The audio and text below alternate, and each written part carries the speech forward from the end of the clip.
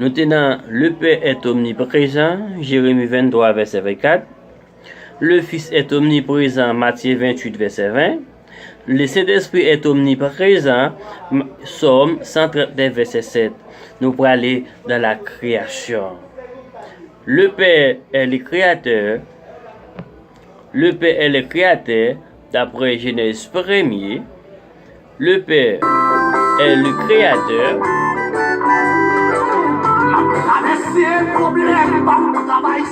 Le Père est le créateur. À force de sa musique là. À force de sa musique là pour garder bien.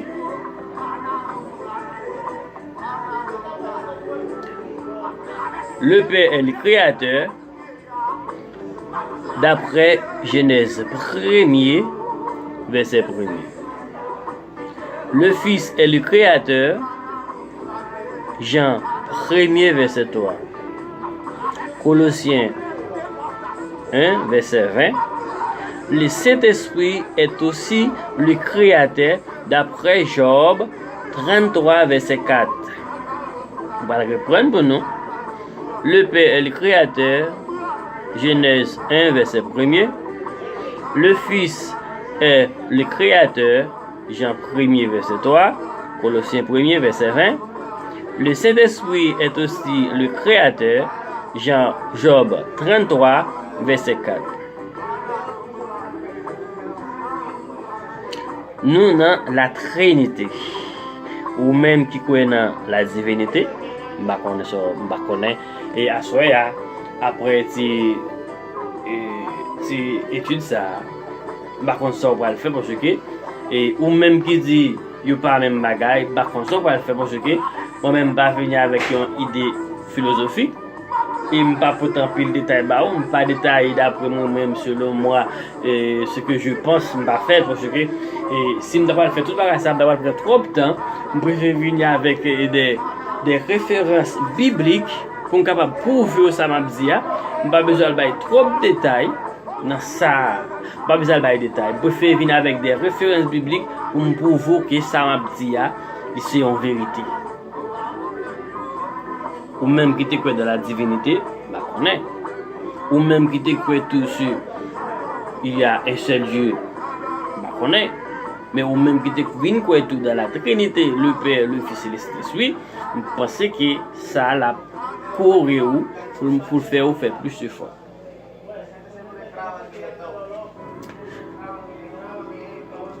Nous tenons le Père et le Créateur d'après Genèse 1er, verset 1er. Le Fils est le créateur d'après Jean 1er, verset 3 et Colossiens 1er, verset 20. Le Saint-Esprit est aussi le créateur d'après Job 33, verset 4. Personne pas qu'à empêcher. Nous allons aller dans le Père est éternel. Le Père est éternel. Ésaïe 44, verset 6. Le Père est éternel. Ésaïe 44, verset 6. Romains 16, verset 26 aussi.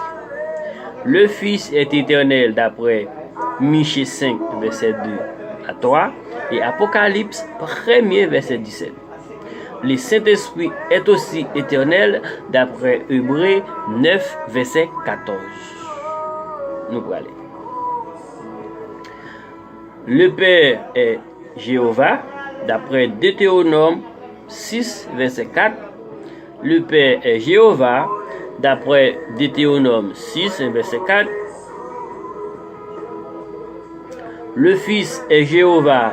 D'après Jérémie 23, verset 6, le Saint-Esprit est aussi appelé Jéhovah. D'après Ézéchiel 8, verset 1er à 3. Nous voilà.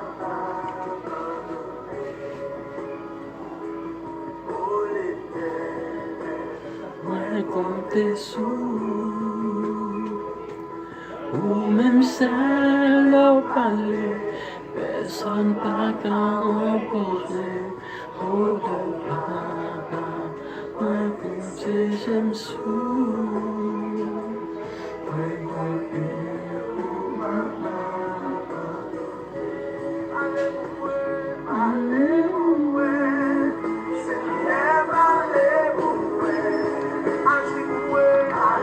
Le Père est Jéhovah.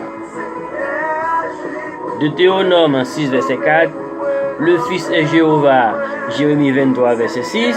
Le Saint-Esprit est aussi appelé Jéhovah d'après Ézéchiel 8, verset 1 à 3. Nous pourrons aller. Le Père est législateur d'après Romains 7, verset 25.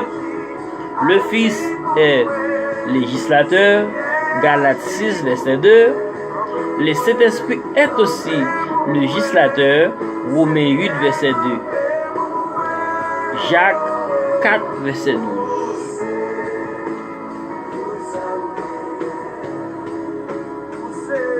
Où c'est tout ça? Le Père est la source de vie, d'après Deutéronome 30, verset 19 à 20. Le Père est la source de vie, d'après Deutéronome 30, verset 19 à 20.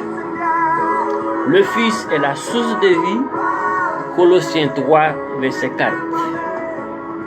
Le Saint-Esprit est la source de vie, d'après Romains 8, verset 10. Nous avons la Trinité. Nous allons aller toujours. La Trinité. Le Père, le Fils et le Saint-Esprit. Le Père est le sanctificateur. D'après 1 Thessaloniciens 5, verset 23, le Père est le sanctificateur. 1 Thessaloniciens 5, verset 23. Le sanctificateur. Allez toujours. Le Fils est le sanctificateur d'après Hébreux 3, verset 11. Le Saint-Esprit est le sanctificateur d'après Romains 11, d'après Romains 15, verset 16. Sanctificateur. Agis pour nous, Seigneur, agis pour nous. Campez pour nous, Seigneur, campez pour nous. Où c'est la vie.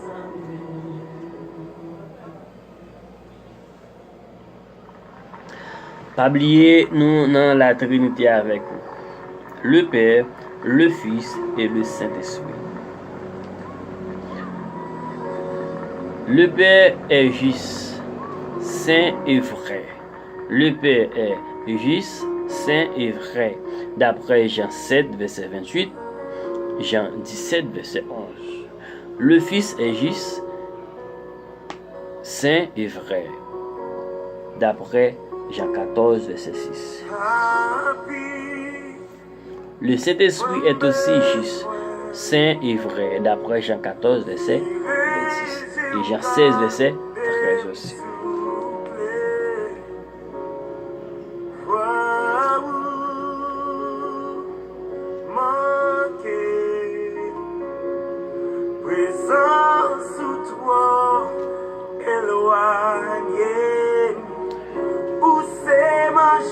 Nous arrivons dans le juste, le Père est juste, le Saint-Esprit est juste et le Fils est juste. Nous prenons l'unité de Dieu. Le Nouveau Testament précède d'une part Dieu comme étant un. D'autre part, il parle de manière indirecte de la Trinité de Dieu. Pour comprendre cette vérité, il faut mettre en relief deux types d'unités mentionnés dans la Bible. C'est l'unité absolue du mot hébreu Yahweh qui signifie un, d'après Amos 8, verset 10, et Yadishon qui signifie un tout, d'après Genèse 22, verset 2, Proverbe 4, verset 3, et Juge 11, verset 34, Zacharie 12, verset 10.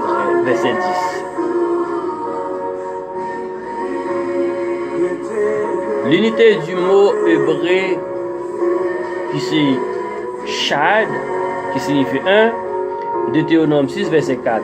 Le mot hébreu traduisant Dieu dans ce verset est Elohim. Dieu est une pluralité des personnes dans une seule substance. Dieu est une pluralité des substances dans une seule personne. Si vous me permettiez, je dirais que ce mot met en évidence le conseil de la Trinité, à savoir Père, Fils et Saint-Esprit. De ce fait, nous pouvons parler ici de l'unité composée. Le Père, le Fils, le Saint-Esprit, c'est l'unité composée. Vraiment, le mot l'homme, un seul homme, dans Genèse 1er, verset 26, met en évidence l'unité absolue.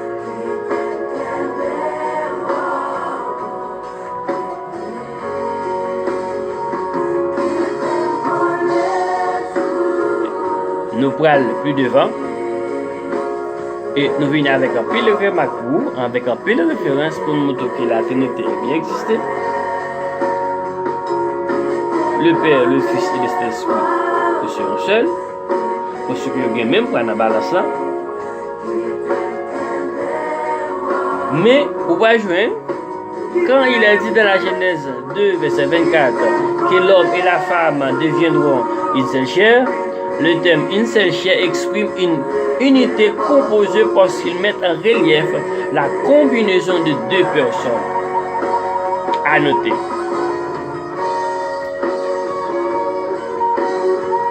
À noter. Quand il est dit dans la Genèse 2, verset 24, que l'homme et la femme deviendront une seule chair, le terme une seule chair